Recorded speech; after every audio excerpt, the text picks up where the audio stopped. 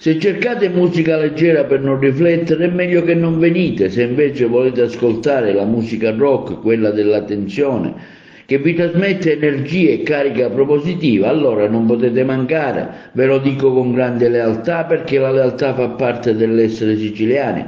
Con queste parole Edoardo Bennato in un video social invita gli agrigentini sensibili al rock più autentico a partecipare al suo prossimo concerto che si terrà il 23 novembre sabato al Paraforum Bellavia presso lo Sport Village in Contrada Esachimento. Il video registrato di Bennato ha alle spalle l'isola di Nisida, un'isola e nessuno lo sa, è l'emblema di tutto quello che la gente non sa e non deve sapere.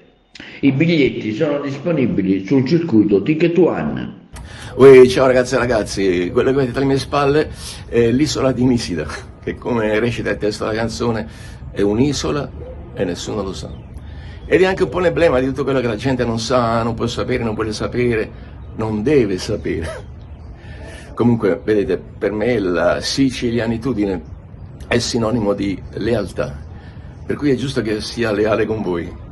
Insomma, per il concerto di Agrigento, se voi siete interessati a un tipo di musica di passione leggera, che serve a svagarsi, a non riflettere, è meglio che non venite perché comunque è complicato pure parcheggiare la macchina, insomma lasciate perdere. Se invece volete un tipo di musica che parla proprio delle nostre schizofrenie, delle nostre contraddizioni e che sia musica di tensione, musica rock, allora venite, perché non solo vi divertite, ma attingete anche energia.